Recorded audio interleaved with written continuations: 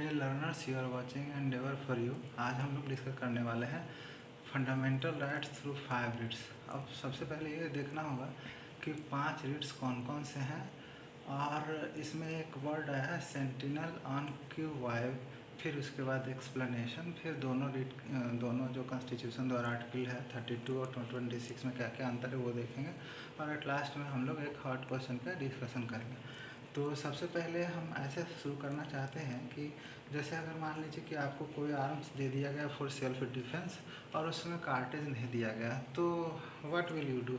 Can it defend you? ये तुम्हारी रक्षा बिल्कुल नहीं कर पाएगा, क्योंकि तुम्हारे पास हथियार तो है लेकिन उसको लागू करने रूपी जो राइट टू कॉन्स्टिट्यूशनल रेमेडीज़ है वो तो है ही नहीं, तो फिर ये किस काम का? तो इसके लिए संविधान में आर्टिकल 32 के द्वारा, जिसको बी आर अम्बेडकर ने heart and soul of the constitution कहा है, वो राइट टू कॉन्स्टिट्यूशनल रेमेडीज़ का प्रोविज़न किया गया है। तो हम ऐसे शुरुआत करते हैं। Sentinel on qui vive. Sentinel मतलब संतरी, ऑन क्यू वाइव में मतलब होता है ऑन द अलर्ट और लुक आउट। तो सुप्रीम कोर्ट को सेंटिनल ऑन क्यू वाइव मतलब हम लोग का जो फंडामेंटल राइट है उसका प्रोटेक्टर और संरक्षक कहा जाता है। तो सबसे पहले हम देखते हैं कि आर्टिकल 32 है, इसका एक्सरसाइज सुप्रीम कोर्ट के द्वारा किया जाता है, और आर्टिकल 226 है, इसके द्वारा एक्सरसाइज हाई कोर्ट के द्वारा इस आर्टिकल का एक्सरसाइज किया जाता है। तो दोनों में क्या डिफरेंस है, इस पर भी हम लोग चर्चा करेंगे। तो उससे पहले हम लोग ये देखते हैं कि जैसे ही हमारे पास संविधान में ये राइट प्रदत्त किया गया है, तो उसका गारंटर कौन है? Who will guarantee the right? तो राइट का गारंटी कौन करेगा? सुप्रीम कोर्ट करेगा। सुप्रीम कोर्ट हमारा फंडामेंटल राइट का गारंटर है। अगर गारंटर ना हो तो हमारा राइट का क्या उद्देश्य है? राइट तो सिर्फ बुक में रह जाएगा। तो सबसे पहले हम चलते हैं कि आर्टिकल पहले कॉर्पस बोलते हैं। ये सब लैटिन वर्ड है 5 रीड्स में। Habeas corpus, mandamus, prohibition, certiorari और को वारंटो।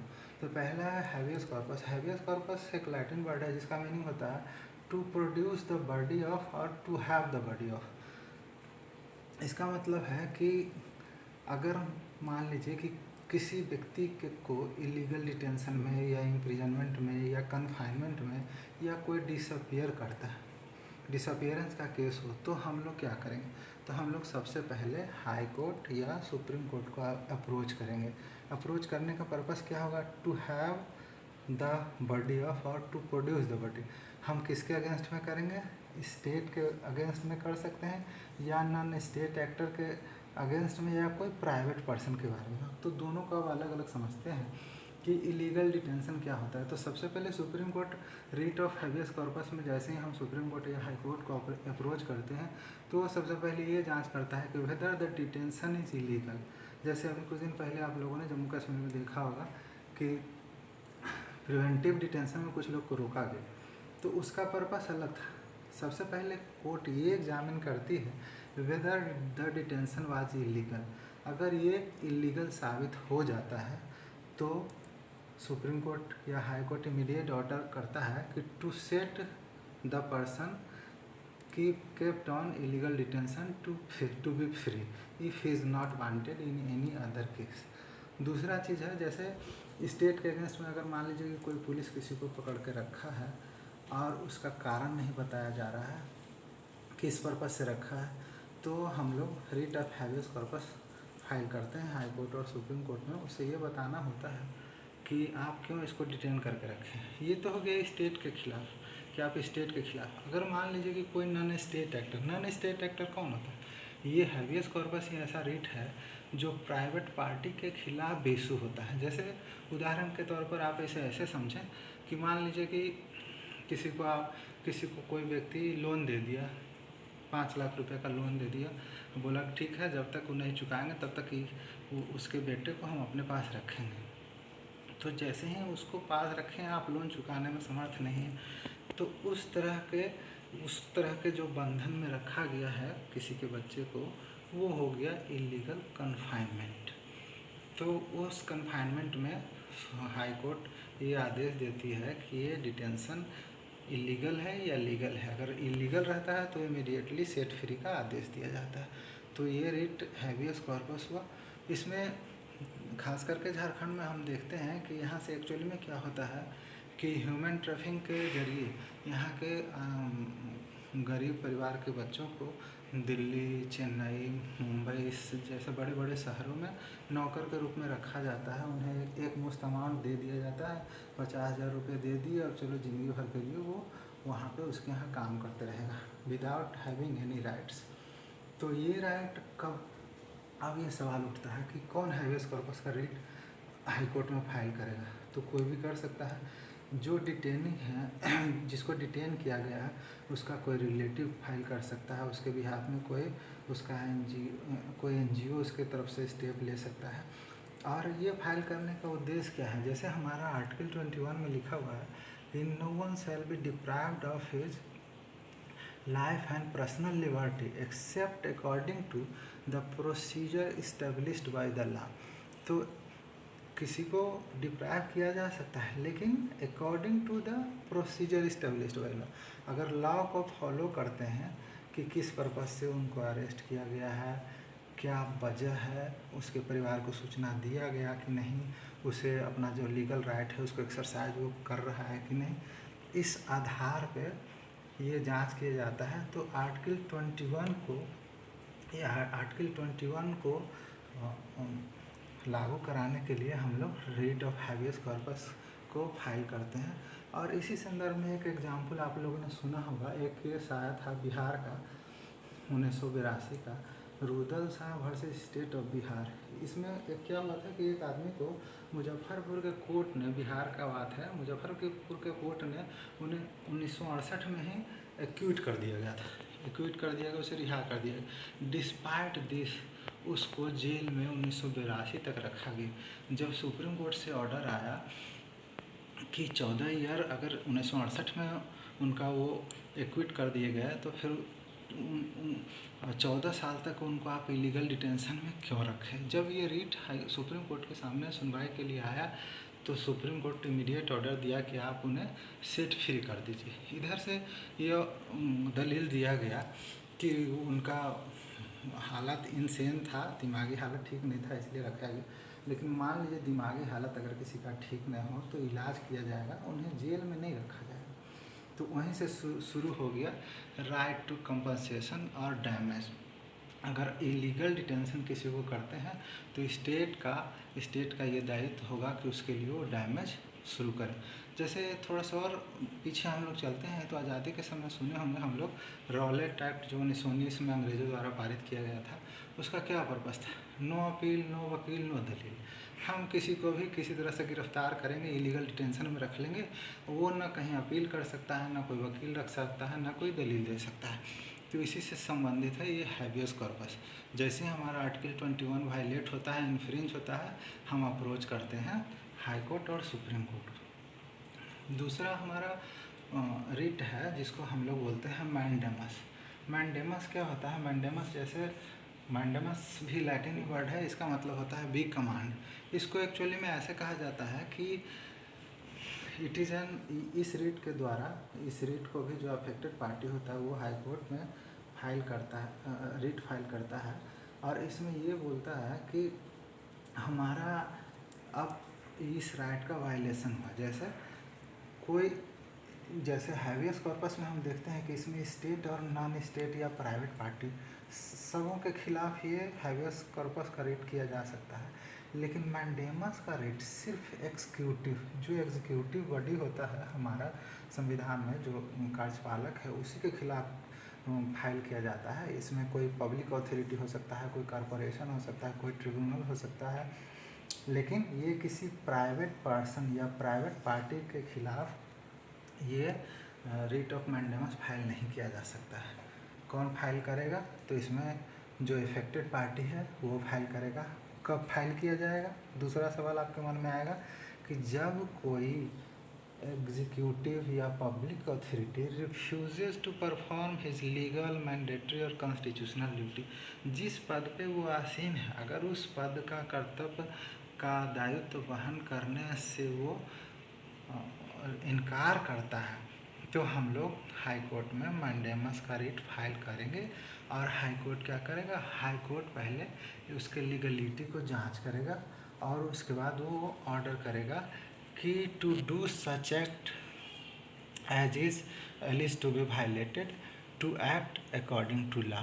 जैसे उदाहरण के तौर पर हम ऐसे देख सकते हैं कि अगर मान लीजिए कि आप पासपोर्ट के लिए अप्लाई किए हैं पासपोर्ट ऑफिस में, आप पासपोर्ट के लिए एलिजिबल हैं, आपने फीस भी जमा कर दिया, सारा रिक्वायरमेंट जमा कर दिया, उसके बाद भी आपको पासपोर्ट नहीं इशू किया जा रहा है। तो इसका मतलब ये हुआ कि it was the legal mandatory duty of the passport officer to issue a passport in the आपके नाम से जारी करे, लेकिन उसने ऐसा जारी नहीं किया। इन द सेम वे फिर आप ऐसा समझिए कि अगर मान लीजिए आप बिजली का उपभोक्ता बनना चाहते हैं किसी राज्य में या कहीं पे भी, और आपने उसको फॉर्म भर दिया, आपका एलिजिबिलिटी है, आप उसके सारे रिक्वायरमेंट फुलफ़िल कर दिए, उसके बाद भी आपको कनेक्शन नहीं दिया जा रहा है, तो आप इसके लिए writ of mandamus high court में फाइल कर सकते हैं। इसके लिए एक आजकल ये एक प्री चेक के रूप में ये चेक किया जाता है कि whether you have exercise alternative any alternative और नॉट। जैसे मान लीजिए कि अगर आपके पास अगर सुपरिटेंडिंग इंजीनियर या एक्जीक्यूटिव इंजीनियर के पास अगर कंप्लेन करना है कि आप अप्रोच किए कि नहीं, उनका क्या उत्तर था, उसके बाद आएँ तो ज़्यादा अच्छा होगा, लेकिन आप मैंडेमस का रिट फाइल कर सकते हैं। तीसरा है हमारा रिट जिसको बोलते हैं हम लोग प्रोहिबिशन। प्रोहिबिशन इस शब्द से ही आपको ये पता चल रहा होगा कि प्रोहिबिशन मतलब to prohibit, to forbid.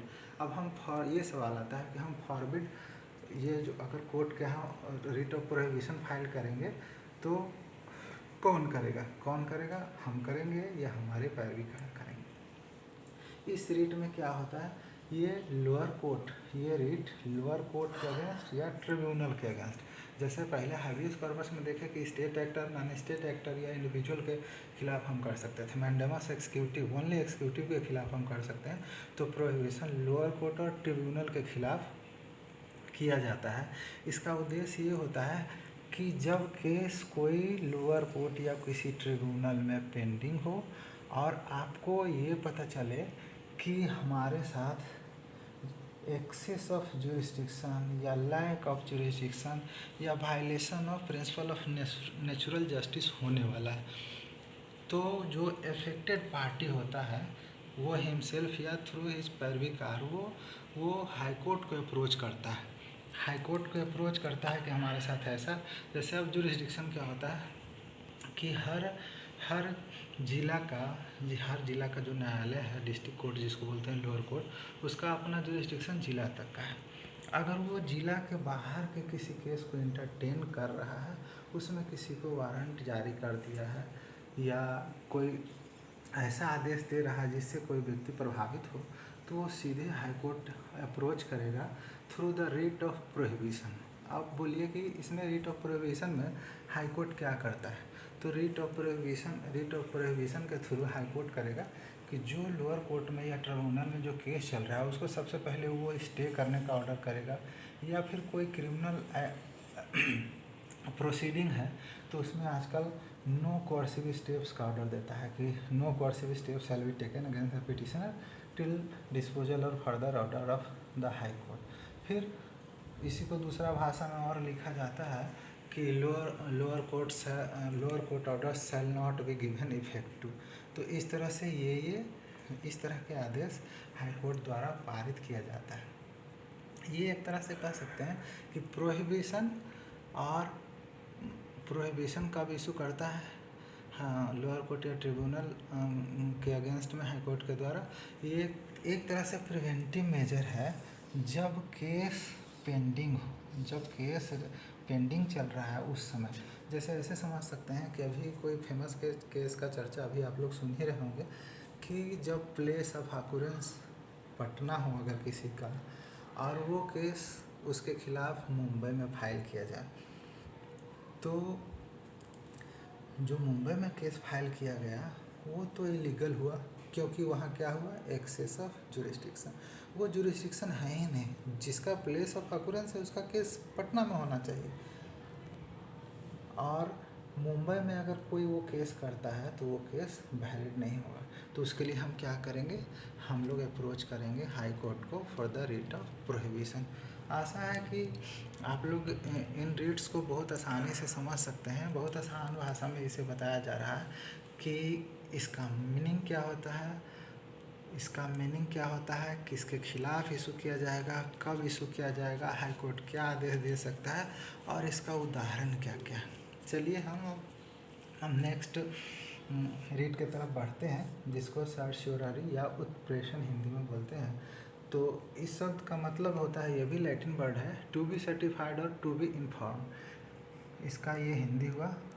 Certify कौन करेगा, लोअर कोर्ट या ट्रिब्यूनल।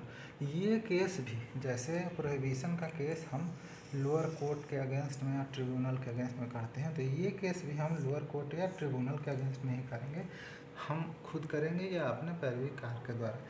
तब बोलिए कि अब भाई प्रोहिबिशन और सर्शियोररी में अंतर क्या है। दोनों केस तो लोअर कोर्ट या ट्रिब्यूनल के अगेंस्ट ही करेंगे।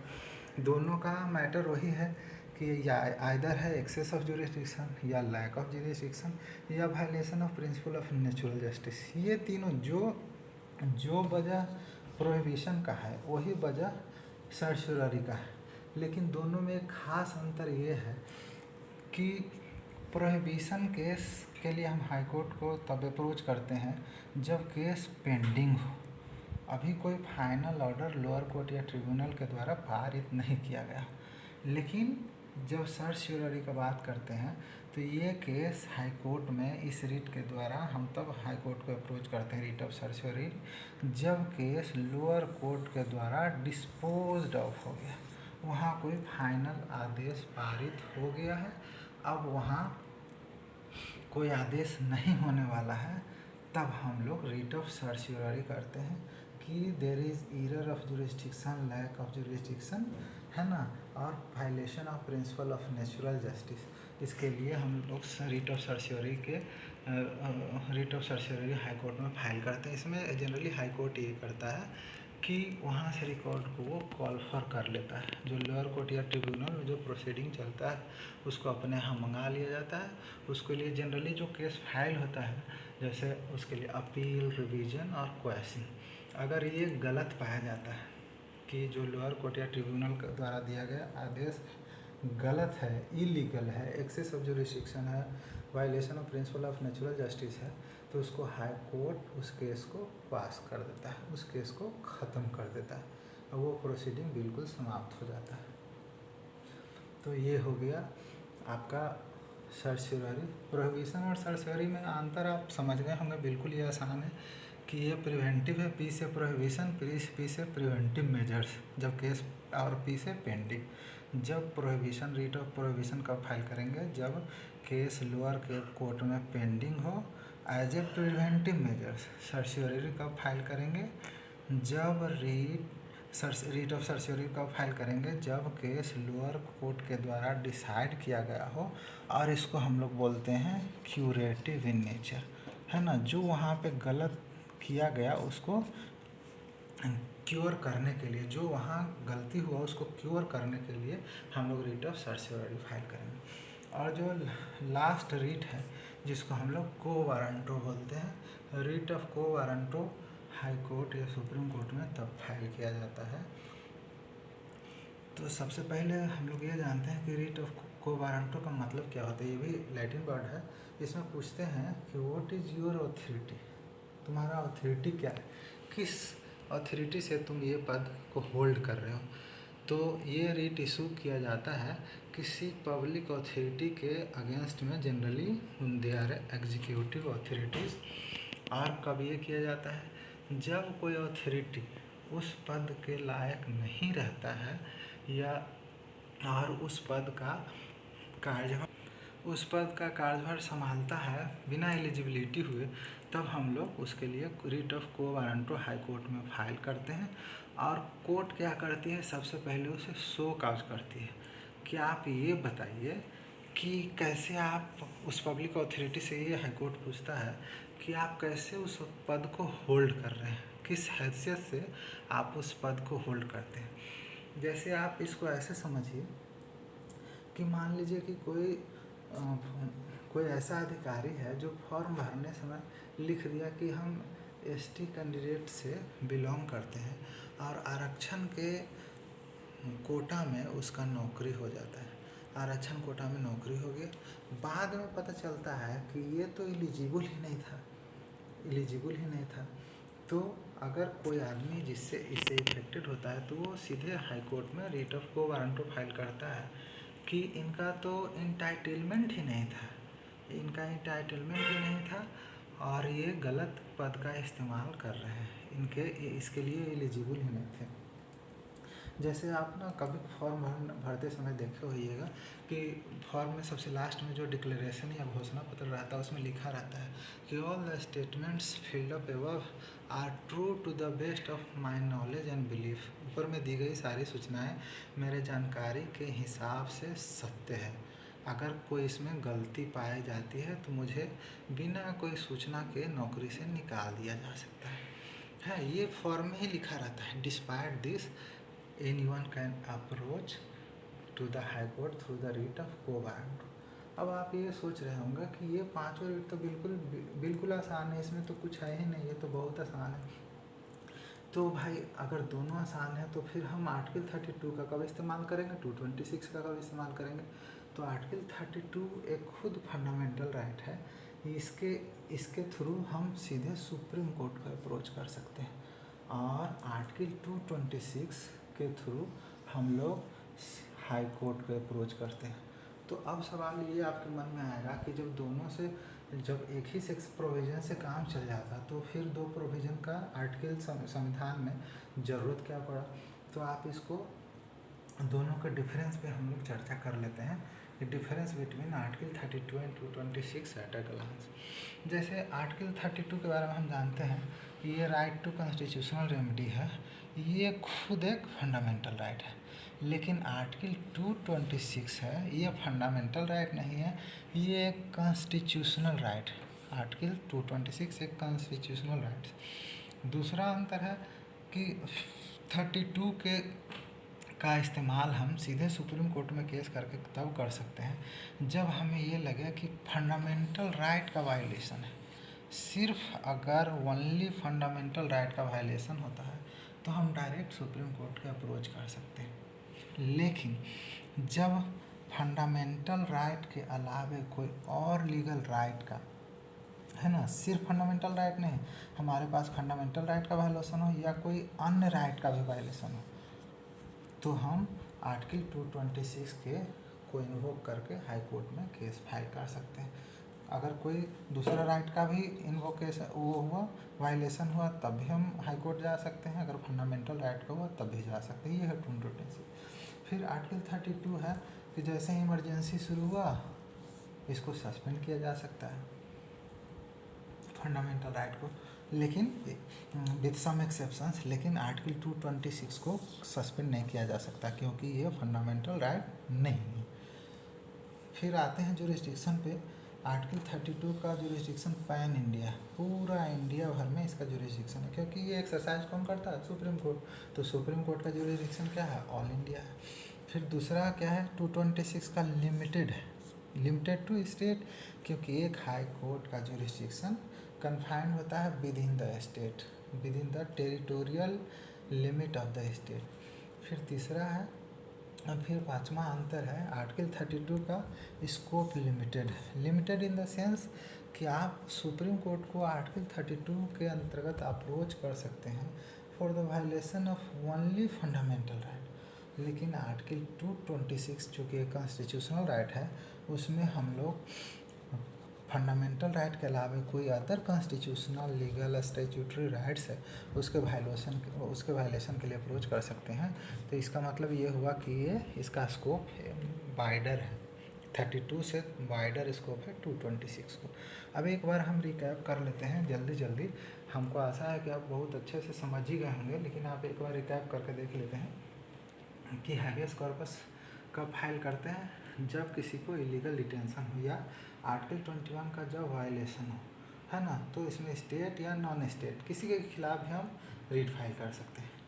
रीट ऑफ मैंडेमस कब फाइल करेंगे, जब कोई executive refuses to perform his legal mandatory और कॉन्स्टिट्यूशनल ड्यूटी।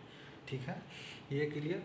प्रोहिबिशन और सर्च्योररी आप समझ गए होंगे। प्रोहिबिशन है प्रिवेंटिव मेजर्स जब केस पेंडिंग हो, किसके खिलाफ करेंगे? लोअर कोर्ट या ट्रिब्यूनल के खिलाफ। सर्च्योररी तब करेंगे जब केस लोअर कोर्ट या ट्रिब्यूनल से डिस्पोज ऑफ हो गया, है ना।